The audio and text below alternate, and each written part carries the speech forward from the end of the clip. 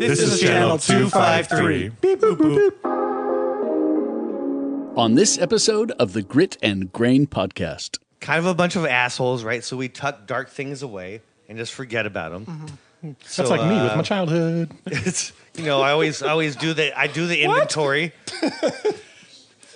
Sorry, I thought we were being honest. Are we not? No, that was good. That was great. Like, you nailed it. I thought we were in the trust tree. Are we not? We are, for sure.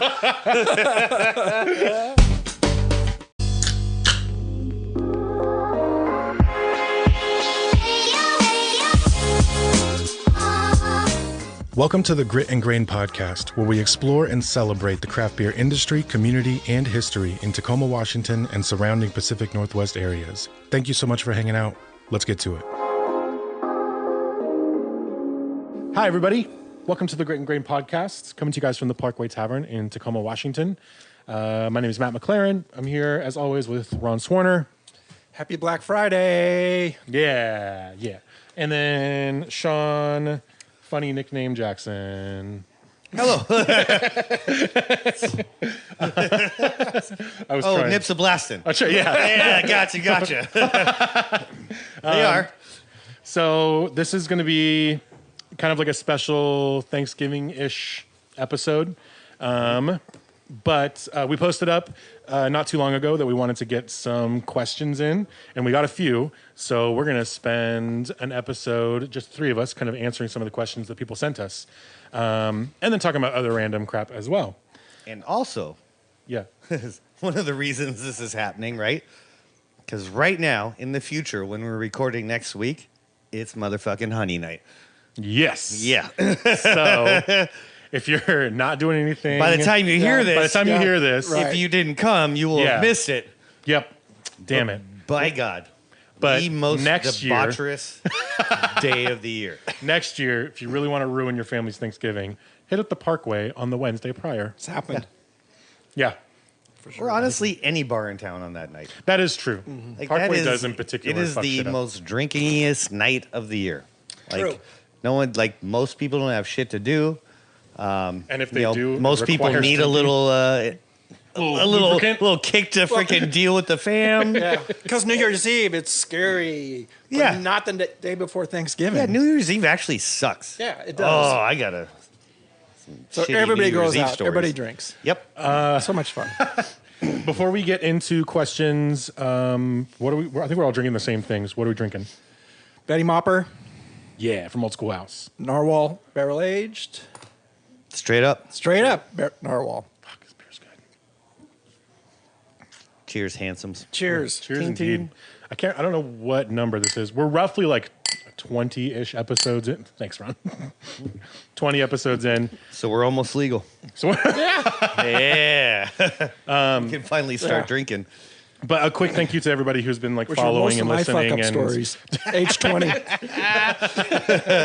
I'm sure I have a couple as well. But yeah, thank you guys if you're listening or you follow or anything like that. We do appreciate it. And this has been growing probably quicker than I think any of us expected. And that's great. And so we have some cool stuff coming up for the holidays and for New Year. And then certainly for next year as we kind of build into like the resurgence of things like Tacoma Beer Week and, the revival of Tacoma's craft beer world. Not a revival, but just kind of a celebrating.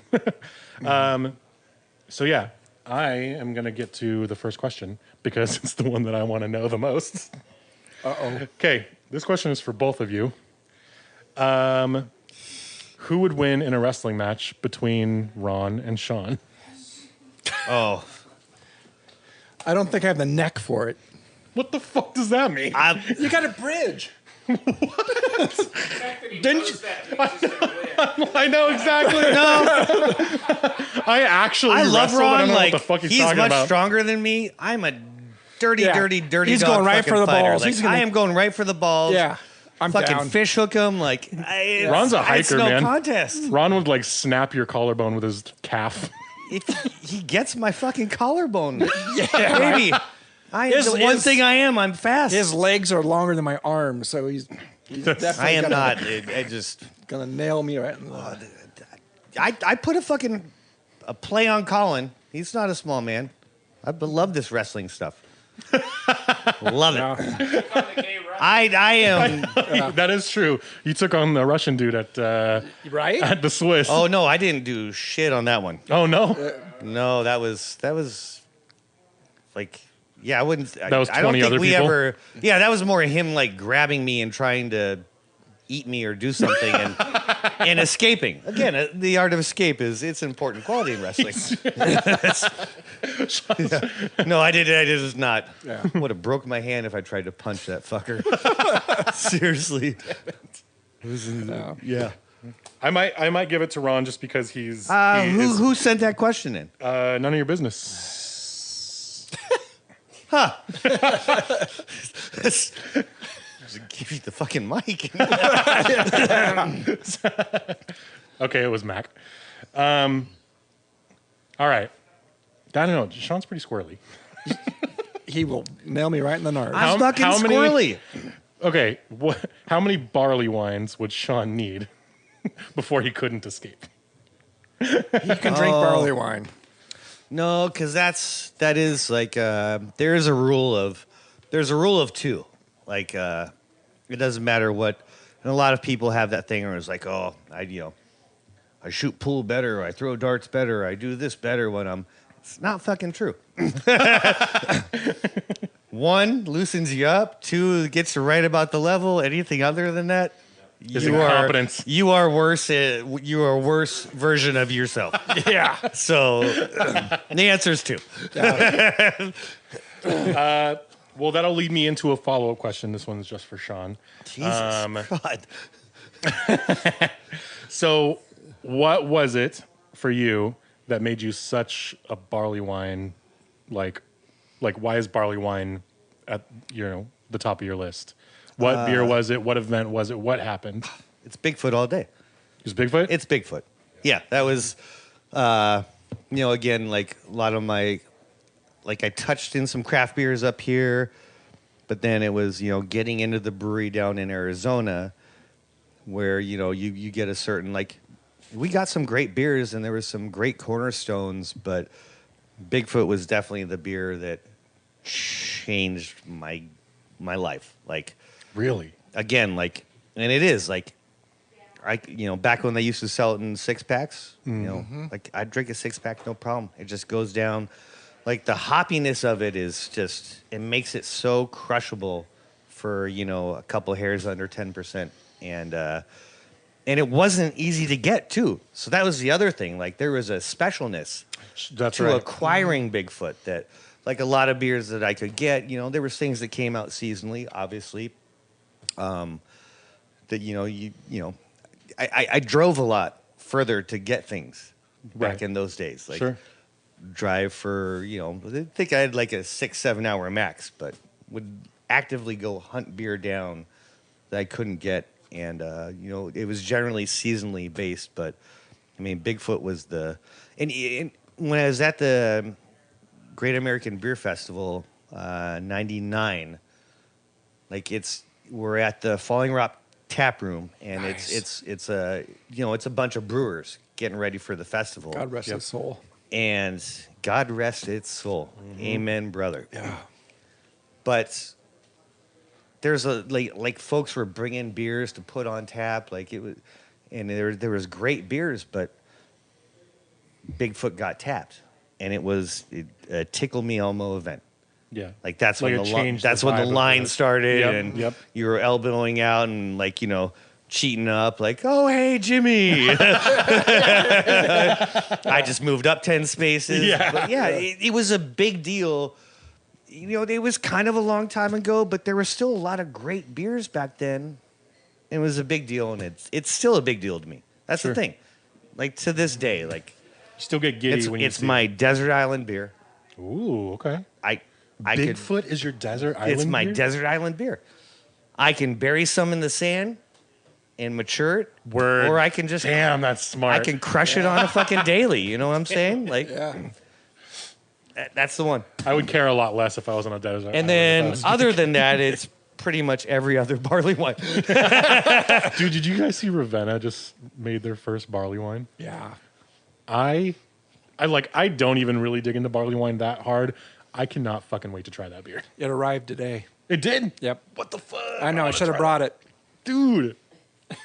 Please save me one. I definitely will. Dude, like, this is a tangent, but Ravenna over the past couple of years is just like, I mean, they're killing it. Yeah. But the fact that they're branching out into new things that they aren't totally known for, and they're fucking nailing every single thing has been awesome to watch. Such nice people too. Yeah, they're very sweet. Yeah. We gotta talk to those guys pretty soon.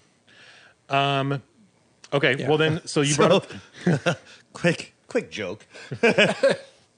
Your Always? sales rep is named Ezra. There's only two things you can possibly be peddling, right? A band. It's okay, three things. Yeah. I Better was than going to say Ezra. the Word of God, beer, Yeah. And or CDs. apparently music, yeah. or CD. And yes, incredibly fucking nice and knowledgeable. Yeah. But yeah, it's Sorry, I ruined your joke. no. You enhanced No, you it. know the first thing exactly. that popped in my You head. know exactly. You enhanced it. I only know two Ezras, and they're both beer people. Okay. Yeah. Well, Ezra in Portland. Yeah. Yeah. Yep. Sean brought up the desert island thing, and this, like, we probably talked about it a little bit. So, Ron, what's your desert island beer? Wow. I'd probably say Old Rasputin. Did you hear how Ron said, wow? Did you hear that? Yeah. I love Old Rasputin. You guys picked, like, the beefiest, like, high ABV beers. Jesus. Yeah. Yeah. That's mine. Okay. Why is that, though? I would love to split a sixer of Bigfoot with Jesus on a desert island. Like, It's just things been you around could for- talk I mean, about. it's roasty and Yeah. it's just delicious. North North Coast. North Yeah. Coast in general, like, they produce a lot of beer that could be desert. Like, Yeah. I mean, Old Brother Stock. I wish Thelonious- Old Stock would Brother come back. Thelonious, Amen, dude. fucking Where the hell did brother. that go? I got one left. Jeez. I got one. Brother Thelonious. Yeah. Brother Thelonious. Yep. Unbelievable. Yeah. I went Well, to... that was Okay, so this isn't a desert that was island thing. litigation too. Never mind. Go continue. Sorry. So I went to, I had like an old roommate, and she wasn't really into beer, but I was kind of just getting into it. It's probably 2014, 2015, and we met in Seattle at a show that we both wanted to see, and it was like at a small venue that like doesn't, they don't have a bunch of craft beer. It's like mostly like simple cocktails and stuff. They had fucking Brother Thelonious on tap, and I was like I was so pumped, and it was like $9 a glass, and I was like, I don't give a shit, I'm having 4 of these, and I was so pumped to see it on, and I like crushed this delicious Belgian beer while watching like one of my favorite bands play, and it was like a core memory moment. It was awesome. Yep. Yeah. Although that wouldn't be my desert island beer. I'm like I feel like it's a basic answer now, but I'm very much like a Saison DuPont. Like is my desert island beer. Okay. Yeah. I just like most of the times I've had beer with food that I've really enjoyed the experience the most. It's been while I was drinking Saison DuPont. Like it goes More with so everything. than Duvel. More so than Duvel. So you're looking at some hard food pairings when you're on a desert island. No, What goes with This coconut? goes great with fucking coconut. Yeah. damn it, you ruined it. Nah, I just want you to think You know what? outside It goes the box, great with bro. seafood. Yeah. It goes great with It goes seafood. great with seafood. Suck a butt. What about bananas It goes great with that too. Yeah.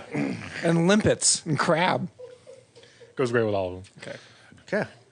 I gave a talk at the Browns Point Homebrew Club one time for one of they do like educational nights, and the only thing that I could really contribute, because those guys are a huge group of very knowledgeable, talented people, as we discussed when they were here, the only thing I could really contribute is like how to pair beer with food. So I did like a quick sort of like 20-minute talk on like how I pair beer with food, and I wasn't doing it on purpose, but I like inadvertently suggested Saison DuPont as a pairing to like 6 of the food examples that I gave, because I just love it, and I would drink it with every meal.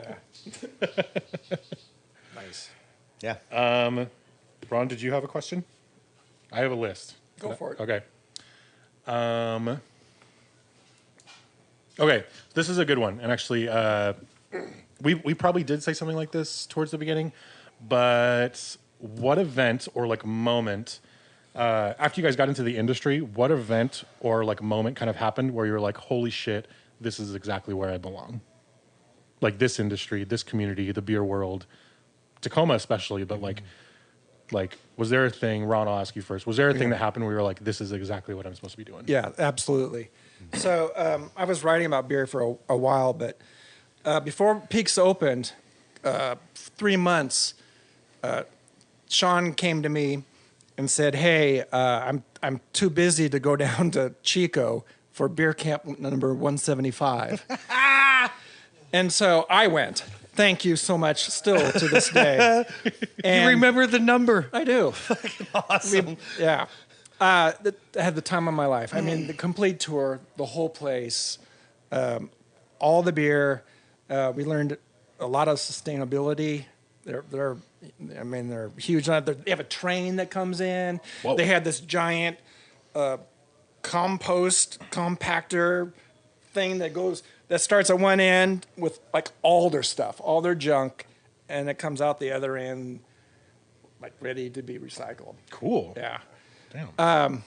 It was for somebody who was going to open up a place in 3 months. It was the best beer experience I've had. Sorry, Sean. Thank you so much. No, I'm happy for her. It was remarkable. Yeah, that's it. That was it? Yeah. So you're going to make Sean cry for their second there. Yeah. It doesn't cry. Yeah. But we were talking about the Olivia series. Yes. Yeah. So we cracked open bottles of that. We went actually to the monastery. It's named Down the after street, yeah. down Oh, the fuck street. yeah. Dude. Yeah. We saw that, hung out Olivia, there, yeah, drank yeah. those beers. Yeah. That's awesome. Yeah, it was That's great. And then we brewed Chico Cabre, which was a chocolate stout. It was delish. as Bill would say, an elite beer experience. It was a elite beer experience. That's awesome. Yeah. What about you, Sean? Nope, fuck that. You next. Okay. Well, like I was trying to think about this, and I probably have a few, but there's like a small thing that happened that was like really satisfying. It was like, I don't know. I've done a lot of really cool stuff in this industry. There's a lot of beer in Washington that I feel partially responsible for being here, which I'm really proud of.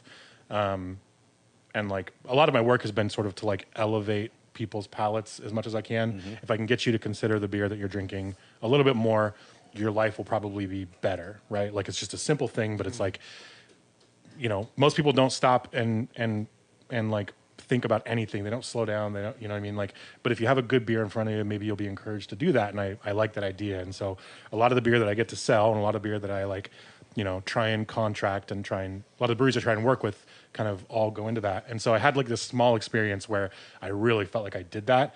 And I was doing a beer dinner. It was a small beer dinner out in Puyallup. And it was a really skilled kind of like double team sort of chef. They were in like a commissary kitchen, and then we had a small table of like 12 people. And so they were coming out. We had different pairings, and it was kind of a last minute thing. And I had to put these like pairings together really quickly. And there was one particular course. So for context, the event was like a business development sort of thing. So it was like a bunch of like, you know, kind of like turdy business dudes, like in their polos and their, you know, like not the crowd maybe who would like really buy into any of the bullshit I was telling them about how to choose better beer. And that's like how it kind of felt. Like I was just like this like goober bearded dude who was like telling everybody how to drink beer with their food, which everybody knows how to drink beer with their food. But I'm like, I really want you to think about it. And the douchiest looking dude at the end of the table. You used to say, dude. Huh? Oh no, he looked like he did not look like the type of person I would have enjoyed spending time with, which is I made a terrible judgment call because he was lovely and I'm a fucking idiot. But the conversation got to a place where he actually said something that I was like, holy shit, this is it for me. So the course that I was pairing a beer with was this like braised short rib over polenta with like this port infused demi-glace. Really beautiful dish. Yes, please. Yeah, I know, dude. Like beautiful dish, right? Yeah. So I paired it with Wander made a Belgian double, and that's what I paired with this dish. And like you know, the whole point, if you know anything about a double, like you have some of those overlapping flavors, especially those port flavors, kind of like the candied plum and the dates and sort of these like nutty flavors. All of those existed in the dish, and I was like, this should be great. And this dude pulled me aside and he was like, I cannot believe like how well this beer goes with this food. Like I've never had anything like this, and I've never even given any thought to like how I should be choosing my beer when I eat my food. But like I don't think I'll ever eat another meal without considering what beer I should be drinking with it. And I like when he said that, I got goosebumps, and I was like, oh my god, thank you so much for saying that. Like I was like, holy shit, like this dude's life probably just got a little bit better just because he's gonna think about that sort of thing. And it was like I felt like super happy that I was the person that suggested it, and that it worked, and that he's gonna change the way he eats and drinks forever. Beer teacher of the ward, But year of the year, right? Mm-hmm. Right, that's the thing, right? Like this is what teachers get off on, right? Like it's like, most of the kids fucking suck. I just need the one 2 every couple years to really make it worthwhile. And you're not wrong, man. Seriously, dude. It was like, it was like such a to small get that thing. feedback. It's very powerful. It was such a small thing, and it was like I'll never forget it. And there was other people there who I did know previously, and like they were so nice, and everybody there was really welcoming, despite me just having called them all douches. Everybody was really nice, but it was a crowd I didn't expect for any of this to work on. And like not only did everybody really enjoy it, and it did seem to work, somebody actually like kind of reaffirmed everything that I feel like I've been trying to do for years, and that was like I was like, okay, cool, this is it. Like I'll work for an entire year doing whatever the fuck people need me to do if I can have like 1 or 2 of those moments a year. Nice. Okay, so like I kind of already mentioned it, but it was GABF, Great American Beer Festival. You don't have to do it. So the best analogy I can give you is like I'd been up here in the Northwest, and and then working in a small craft brewery in Arizona. It was kind of like I've read comic books up here, and I've read comic books down there, and then I went to fucking Comic-Con for the first time. Oh, sure. And it blew my goddamn mind. Like, we were going hunting specific breweries. Jesus Christ. Humboldt was, like, big on Ron and I's. Yeah. Like, Stone was kind of big. Bear Republic. Like, there was things that, like, we knew were, like, oh, we're really excited about this. But there's, a whole country of beer to explore. And, wow, was the community... It was fucking insane. And that year, like Elysian's young at this point. Mm-hmm. Like, they were fucking hot. Sure. And left hand. Because they had the local thing. Like, they had, like, just people floating through the freaking crowd. Like, it was fucking insane. And their beers were, think what you will now, like milk stouts on right now. It's fucking badass beer. Yeah. It has been for a long time. Totally. Yeah. But It's a benchmark, the sauce man. they brought to the festival was like, it was really fucking cool. And everybody was really nice. And that was a lot different than what I experienced in Arizona. No, I know you're going to find that weird. No. So yeah, that was you go from Hunger Games to the whole, like, oh, it's not just this one event. There's this whole universe, and Yeah. that's Of horrible. people who dig Horrible something the fucking way that I example. dig it. That's man, man, and a that's- lot of them. Yeah. And they're all really nice to each other and fucking cool, and man, the sauce is bitching. Yep. Sean, how do you choose your honey list? Is it favorites, or what do you think? Is it new, or what do you think the crowd's going to love? Kind of a bunch of assholes, right? So we tuck dark things away and just forget about them. Mm-hmm. That's like me with my childhood. It's I always do the inventory. Sorry, I thought we were being honest. Are we not? No, that was good. That was great. Like, you nailed it. I thought we were in the trust tree. Are we not? For sure. Like a vault. Maybe we need to refocus. Anyway, sorry. What were you guys saying about beer? Open the vault, Maddie. Open the vault. So I mean, the darkness portion of it, and a lot of the strong barrel-aged stuff is stuff that generally we've held. The IPA portion of it is we scramble in 2 weeks, and then it's just find some weird shit and like sours. Like we plan, like you could hold something for 9 months for a honey night, but it's a little bit of hoarding with someone else's money, which is fucking rad. That's what's up. Ron's like, God damn it. It's like, yeah. Must be nice. No, it is. He knows it is. He's not mad. Like No. it's Because I'll be here. Because he'll be getting a drink. so it's hoarding on the dark stuff, and then it's just kind of like this. Like try to find things that aren't like completely similar. We've gotten better at making sure that there are some like bill approved low alcohol things. We stopped trying to kill people. We just started to try to maim them. Yeah. I guess really is the way that like you classic winter warmers. But yeah, then the hoppy stuff is just done in the last couple weeks, and then it's just put your fucking adult diapers on and staff-wise caffeinate and kiss your family goodbye and fucking see you on Friday. Tell them you're sorry in advance. No, they know. If you've done it more than once, they know. Like, oh gee, were you mad on Thanksgiving? No, I wasn't mad. I only had 3 cells left of my brain. It's, My body didn't have the capacity for emotion at that point. And it's a fun event. Is like it was just something that we did, like another bar. I'm not sure if Jay Fairchild started it or if it was John's baby. I kind of feel like it was John's baby, but didn't actually get named until like we had a year where the stories came in.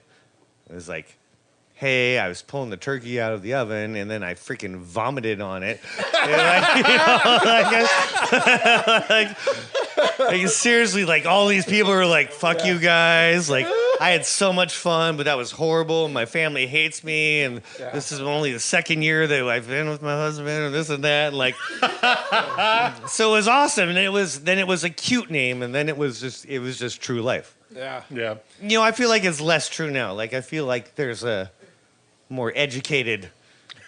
Before, people are just coming in guns blazing, like, oh, that name sounds bitchin'.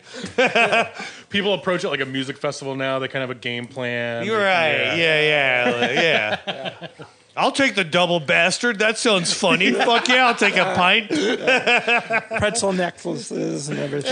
Sean's like, the reason that we released our tap list a week ahead of time is so you can plan your night. Yeah. So you don't get here and you go, oh crap, there's 6 extra things I'm gonna have to try before I leave this place. Yeah. You can work on your beer budget. Beer budget, yeah, that's a thing. Right. Budget your A words. super quick break, but we're going to be back in just a minute because we do have more questions, actually. So yeah, stick around. Welcome back to the Grit and Grain podcast. Thank you for hanging out during the break. As always, I want to give a quick shout out to Channel 253. Doug, our wonderful producer, is from Channel 253. Yay, Doug! Yay! And he is the reason that this podcast sounds as professional and polished as it does, certainly. It would be a fucking mess without this guy. And a long-time Tacoman. Absolutely. And an actual beer nerd, like a fellow beer nerd. Yeah. And also a Disney character at one point.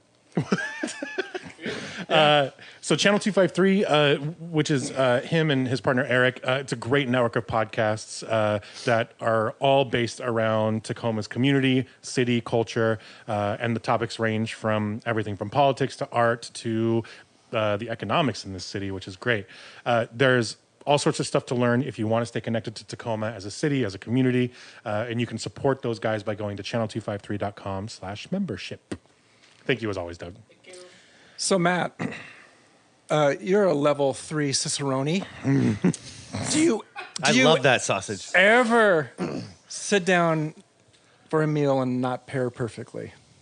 All the time. Do you? All the time. Yeah, I don't. There's like times where I'll make conscious decisions to like pick the right beer out. I don't always have the beer that I would pair with something that, because I cook a lot at home. Like, you know, a lot of you guys know that I'm a serious cook at home. And a lot of that actually like started, my wife is a good cook, so I try to be a good cook for her, but to pass the level 3 Cicerone exam, you just have to have a lot of food knowledge. About 10% of the exam is just about food, because the idea is that you should, like, if you were in a restaurant setting where a sommelier might come out and describe why a beer or why a wine goes with a food, you need to be able to match that, and you can't do that unless you know food. So that actually like spurred on a lot of like my sort of cooking prowess now, is that I did it for that, and I just love it.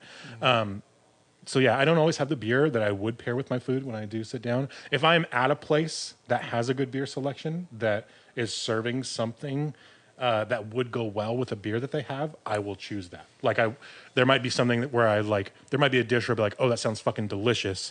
But if they have a beer on that goes really well with like my second choice, I will choose my second choice to have the beer with it. Nice. That's about as serious as it gets. Yeah. But like, Yep. it's a more enjoyable like eating experience, because a good pairing will make your food better, and a good pairing will make your beer better. And I would rather have a good beer paired with my second or third dish choice than just have my first choice dish with like a water or a beer that I didn't really consider at all, because it really does make it better. Like when you do it right, I mean, the flavors melt together. They like all of the best parts of the beer and all the best parts of the food really get amplified if it's done really well. The problem is like when it's done poorly, like when you pair a beer poorly, all of the negative shit kind of gets amplified. Your beer might taste extra bitter. You might taste more alcohol. Your food might taste burnt sometimes. Like you can get that when you fuck up a beer pairing. So there's a lot that goes into it, but it does make a difference in that sense. If I'm somewhere that has a good selection, I will choose my food based on the good beer that they have. Do you know if there's any restaurants in Western Washington that has a level 3 on staff? No. Yeah. That's not, Do you think that ever will happen? It might someday. There are some restaurants that do take their beer selections like it's clear that they take them seriously. Yeah. My wife and I went to Herb Farm for an anniversary dinner. They have a sommelier on staff who comes out, and sommeliers at the top level also have to know about beer, their beer selection. So you can choose the meal with the wine pairing or the meal with the beer pairing, and their beer pairings were exceptional. It was nice. I wouldn't have changed anything, and I did it, and it made the meal better. But they don't. It's not me. It's not somebody like me in there. I think because the Cicerone program is about 40 years newer than the sommelier program, the demand for people in my position is still just at like the logistics and sales side and brewery side. There's tons of beer makers who are, you know, level 3 Cicerones and are exceptional at what they do. I'm probably the only person in my particular position in Washington with that certification, because it's the easiest to apply at this job. I can assess beer well. I think I can distinguish between beer that will sell well and beer that won't sell well. You guys could attest to that. I talk you guys into random shit all the time. So. Totally. So that's like where a lot of this skill is most applied. But I do hope that there gets to be either there will be like a company who can do it or a consulting firm or whatever. But I do hope that more restaurants take their beer selections more seriously. So here's a good example of why. If you're at a place like Herb Farm and you want to do the food and wine pairing, it's like an extra $130. If you want to do the food and beer pairing, it's an extra $35. So like, and it's not any more or less enjoyable. It's that's a great. flash sale. Get it while you can. Because as soon as it catches on. That is exactly why it's like a valuable thing. People could be elevating their experience for far fucking less money. And lose nothing over what you might gain over a wine pairing. So I do hope one day that exists. Yeah. I remember walking into the table here in town in 2015, and they had a sour. They have a great beer selection. They had a sour available. Yeah, that was the first time I've seen that in this town. Those guys take their beer selection very seriously. They have Belgian beer on tap almost all the time, which is great, and which is like, it's a good baseline if you're trying to pair with all kinds of food, which they make all kinds of food, and they take their beer selection very seriously. Which I love. And I have had many wonderful meals at the table that went with the beer that they have. Okay. On to the next one. Okay, so Sean talked about you talked about your sort of like aha moment in the industry being in Chicago, or not Chicago, but Denver, right? The other Chicago. God damn it. Can you tell we've had plenty of beers? Oh, yeah. Have either of you guys, I'll ask you first, Sean, have you traveled anywhere besides Tacoma where you got there and you were like, fuck, I bet I could run a successful craft beer business in this place. Is there anywhere else that hits quite like Tacoma does? Okay, so yeah, it was a lot of places because been just kind of I guess once you care about it, all you need to do is just travel. And I haven't done a ton of it, but I've done enough to know that there's places that if you're the first horse. Yeah, sure. First horse in, like you kind of have a captive audience because, there's enough craft beer movement through the world. Like if you're anywhere close to a suburb of an airport or a college so yeah, I feel like there was millions of places. I feel like there was places that, like I always harp on LA and Las Vegas as far as being like so big and so fucking late to the game. Dude, and at least one of them got it right eventually, and now is like crushing fucking people as they should have been doing the whole time. Right. But you're saying if you went almost anywhere else, you'd probably have an advantage because you're first to the table to this thing that like we've already kind of cultivated here. Oh yeah, if that's what you're saying, I mean, me personally, like the fighting the grassroots fights in Arizona is like that was tough. That was not up here. And then getting to experience things up here. And, there's people in let's just chop the fucking country in half and go south and be like, who had a better time at doing this? Yeah, fuck. People in cold weather, people in warm weather, so it was a lot easier for some folks. So, yeah, I mean, lots of places. On a side note, I will tell you on some travels, Lisa and I, for our honeymoon, we based our wedding around going to Munich for Oktoberfest. But we spent most of our time going through Italy. And so I'd resigned myself to drinking wine, and I'd worked in a lot of Italian restaurants. I was like, I need to get back to it and really start enjoying some things. And I tell you what, rolling through Italy, I drank a lot of great fucking beer. I was like, I didn't drink a lot of wine at all. There were so many great, dark lagers. The dark lager game was strong, and lagers in general, and there's just a great some, sentence. Their dark lager game was strong. It's my favorite thing you've said. It was fantastic. So I feel like I had a glass of wine in Florence at a nice dinner, but that was it. Yeah, that's embarrassing if you care about wine. Maybe. You're in the most prolific. Did you run into a Hoppy Pills? Yep. Oh boy. And some funky little craft Italian breweries that were doing their own farmhouse stuff that was more hop based. Nice. It was fucking badass. Yeah, it was great. And then we finished up in Munich for Oktoberfest, which do we have time for a side story? Yeah. Of course we do. That's what this is for. Bathroom talk. Okay, perfect. Hey, I'm not saying this judgmentally, because sometimes when you go into a bathroom as a male and you have a choice between a urinal and your regular toilet stall, with no one in there, a lot of people will just choose the stall. And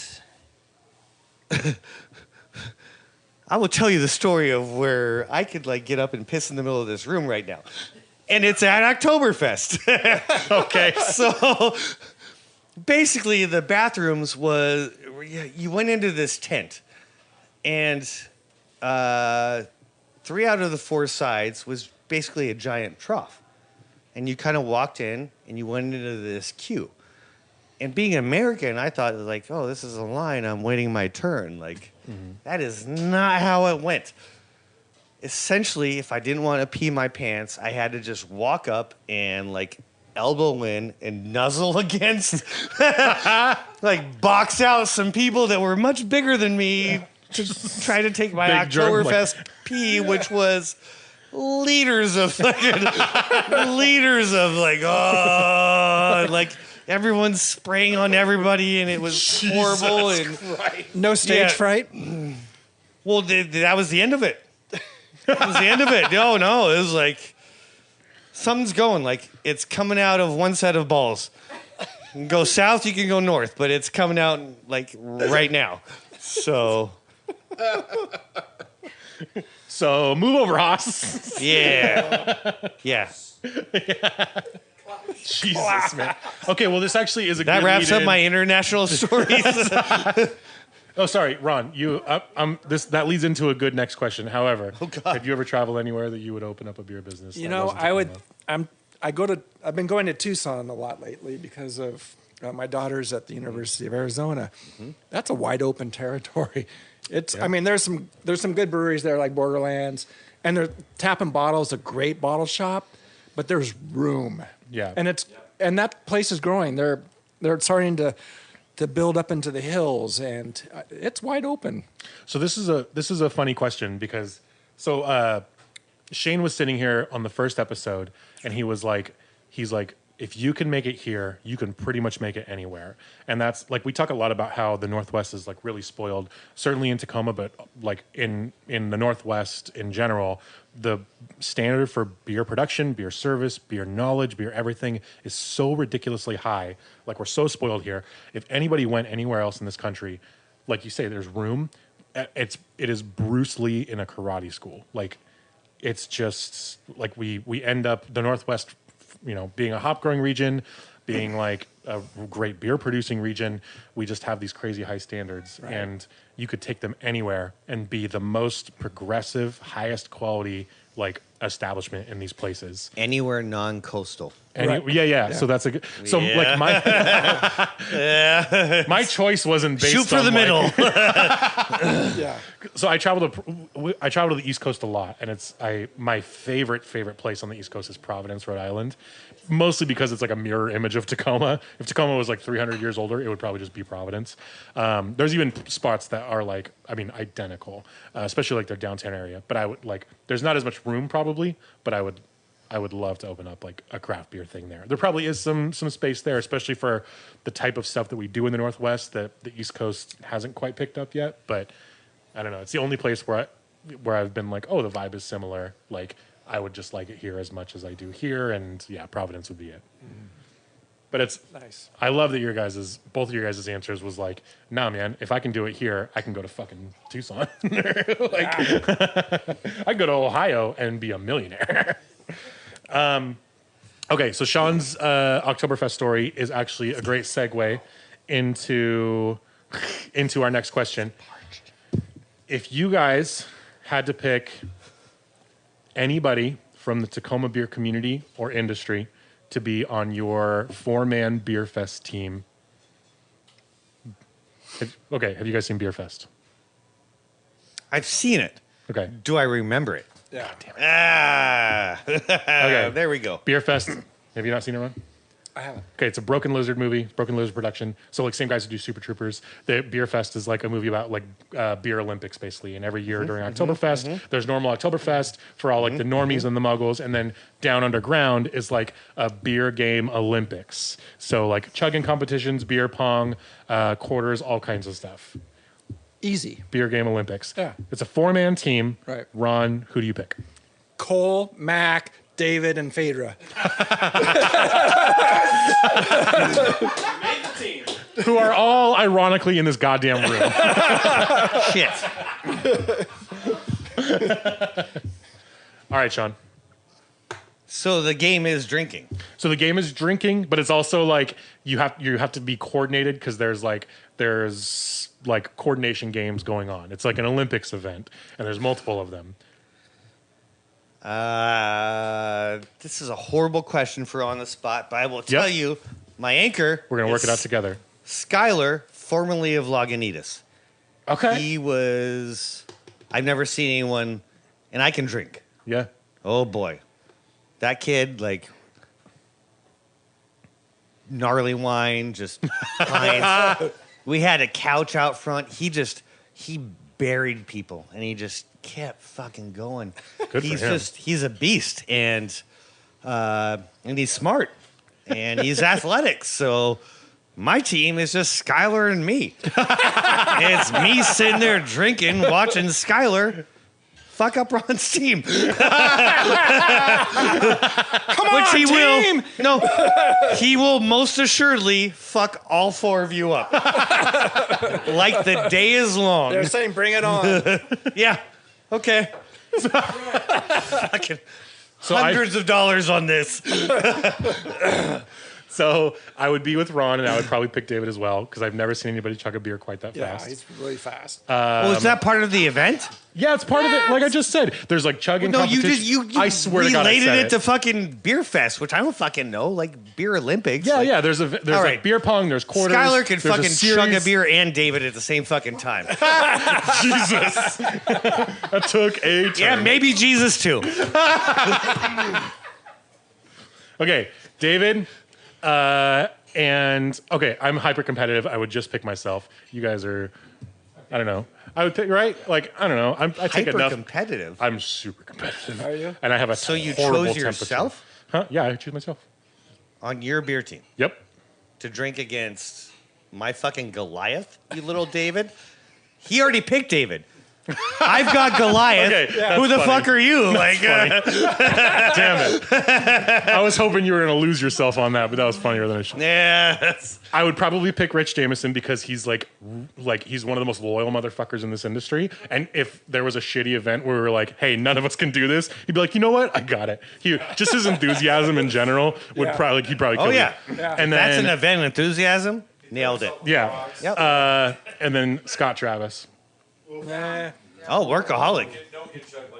Nobody can. Well, David's the only person that comes close, but the same thing. It's like he has that, and then he's also really athletic, and then he's also very competitive. Like every time David chugs like a funny beer and posts a video, Travis is like, oh, you know what? I'll just chug like half of my bottle of E.H. Taylor. Like he just has to like be extra all the fucking time.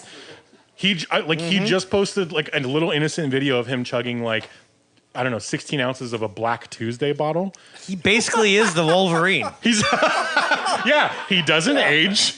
That is a good fucking selection. Yeah, dude. Haircut. I still think my Goliath will fucking smash your fucking Wolverine.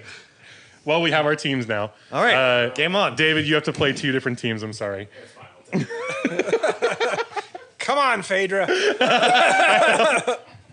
We get there and Phaedra's just the fucking ringer. Like, Yeah. like one shots every quarters I know. game, one shots Phaedra can every beer outdrink me, pong for game. sure. It's true. It's Yeah. true. We've done it. We have. I lost.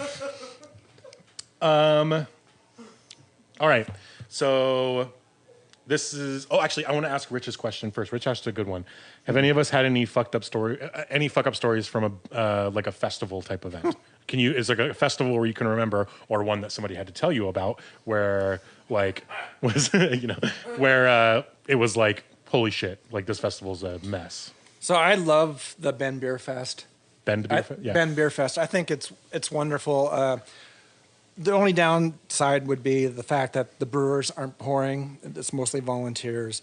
But everything else is just top notch. There's DJs. There's 3 weddings. It's sunny. The river's right there. It's just wonderful.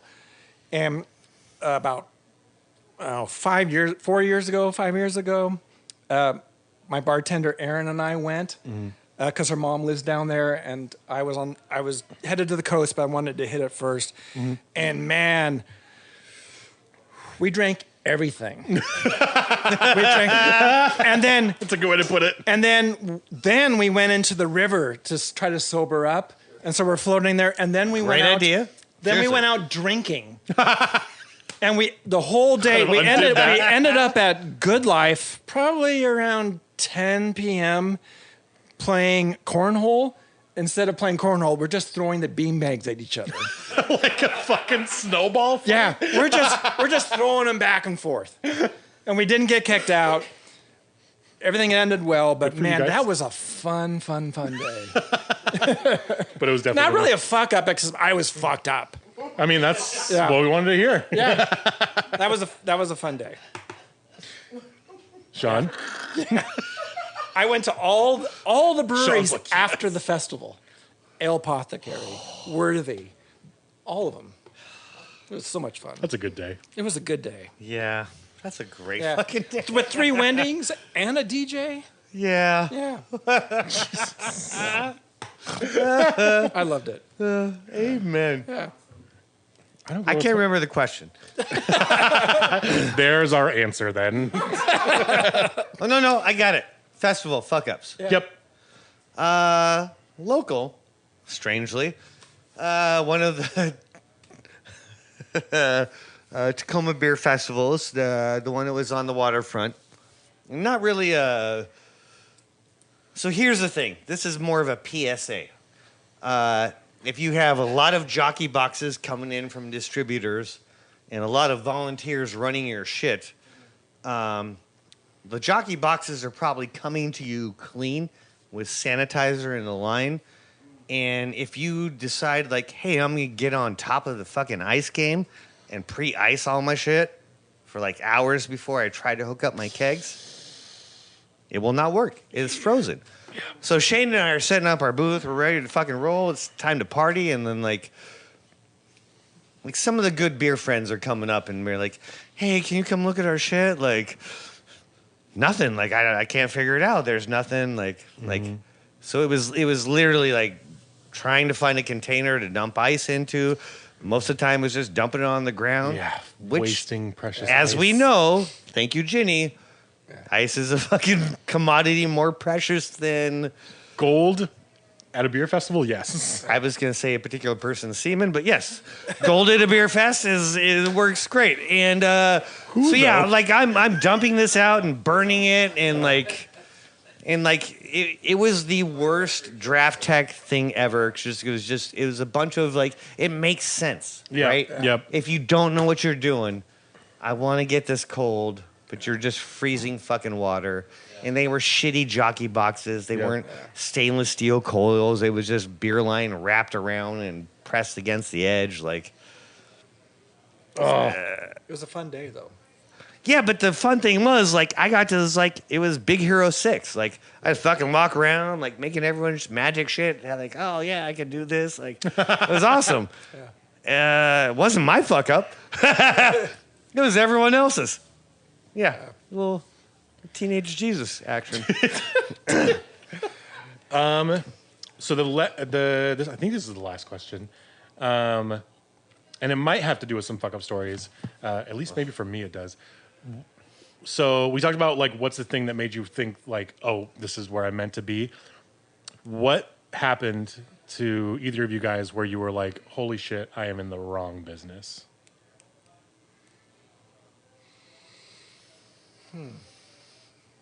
Today.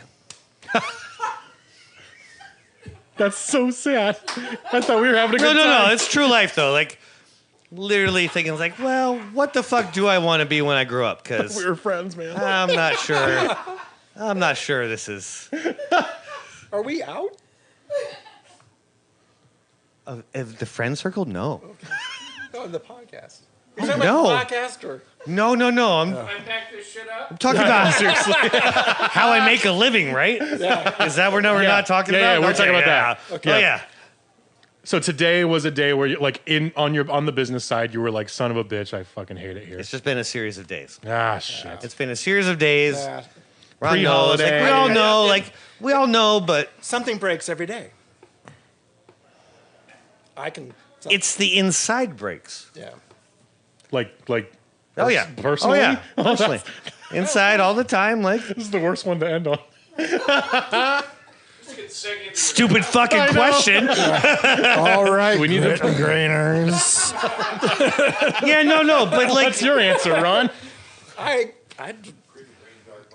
mean, I've had kegs explode in my face and, put on the wrong kegs and, pick up beer and turn a corner and it all explodes in my car. But I don't know. Nothing ever came up where you were like, I'm in the wrong. You always No. Yeah. Nothing that. Nice. Nothing like Wednesday, November 16th. 2022. I assume, like, and I'll be honest too, like, this is probably a little bit midlife crisis-y, right? Like, I look back at my life and I have all this joy and stuff, but I'm also like, man, I am poor as fuck. Like, I gave a lot to this, and like, Dude, none of us have a lot to. None of us are here for money. So I think that's kind of a, let's just say, a huge fucking factor. Fair enough. It's like, man, what else could I be doing? That is true. None of us are here for the money. Right? So It's I've been not here for the money for a long fucking time. yeah, for sure. But I have like here we fucking are. there's a lot of skills that exist. Like maybe on my side quite a bit, but like in sales in general, like everybody's looking for salespeople. And so, like, there's a lot of translatable skills in the beer industry that you can cultivate here for a few years and then go off and, like, make a lot of money somewhere. Like, there's beer guys that get hired at cool new things all the time. Like, I already told you the consultant story, right? Like, we No. talked about that at The Rock. oh, yes. Yeah. Dude, Consulting. yeah. Yep. Like, there's That's a a lot job. of translatable skills. And, like, if all of us updated our LinkedIn, we might get some phone calls. But it's like, What's a LinkedIn? I know. Right. I haven't looked for 4 years. Hey man, he will still get poached off of that shit. But like none of us, I don't know. I haven't even considered it. Like you guys said, like who fucking looks at LinkedIn? People who are looking for jobs. None of us are in here looking for a new job because we love this shit so much. Like, Amen. We do. that's like I haven't updated my LinkedIn in 10 years. How long you been in this industry? 10 years. Well, fuck. Looks like you love this shit, Yeah. which is kind of beautiful. It's a horrible way to do that. No. You're right. There's a beauty in it, and especially in this particular place. Like the posts I have, like I'll be honest, like there's a lot of people that cared passionately about it, and none of the general managers before me just left. You know? Sure. Sure. Right. You know, it's a go down with the ship. Like It's a go down with you give yourself to the fucking Parkway. Like, it's true. It's and very honestly, beautiful. you know, when we had Bill here and we talk about tradition, like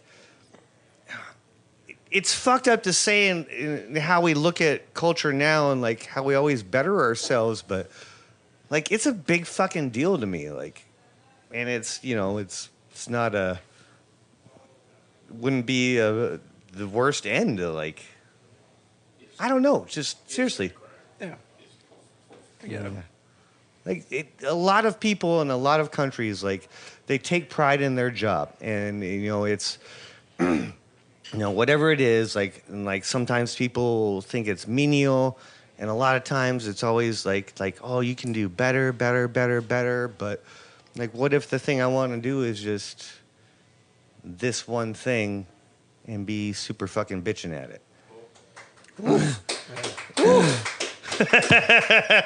That's I know, right? like Doesn't for pay the dude who bills, never- but it's, you know, it's for the guy who never lets an episode go without a dick joke. That was like very eloquently put. it's a fucking honor. Like, Yeah. I word. lucked into this spot, Word. and like seriously, like, the people that came before me, like it's a big fucking deal, and I don't take it lightly. Like, That's what's up. and yeah, Come have a beer at the Parkway, motherfucker. Okay. Okay, we're all crying now. Yeah, now that we're all crying. lighten up. Oh, are you ready? We're ready. All Oh, right. that's the. All right. That's Grit it. Grainers. Email us at cheers@gritandgrain.podcast.com. Okay, take another sip of beer. Okay. Ron's not actually that sad. God. All right, Grit and Grainers. Email us at cheers@gritandgrainpodcast.com with your comments, opinions, and where to shop on Black Friday. Because if there's one thing we want to do when your body is groggy and sleepy and tugs at your heart and your dreams have turned vacant and sad, it's grow up another cheap waffle maker before sunrise. We read and drink everything we receive, and we try to respond as quickly as we can. If not online, then on air. You can subscribe to Grit and Grain on Apple Music, Spotify, Google Play, iHeartRadio, Stitcher, and please leave us a review. Also, check us out on Channel 253, Doug, and gritandgrainpodcast.com. Be sure to follow us on Facebook, Instagram, and Twitter for episode notes, beer news, and beer haikus such as at the tractor pull, we shared super nachos, Coors, belched each other's names. If this podcast is not what you expected, please alter your expectations. Better start working on your Santa pasties for your OnlyFans page. No such thing as a bad time to visit Tacoma. No such thing as too much barley wine. Tune in next Friday for more sweet chatter. Cheers. Cheers.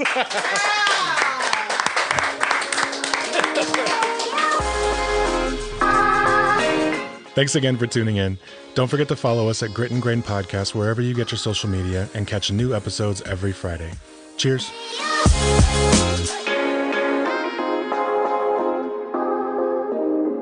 This is Channel 253. Get up.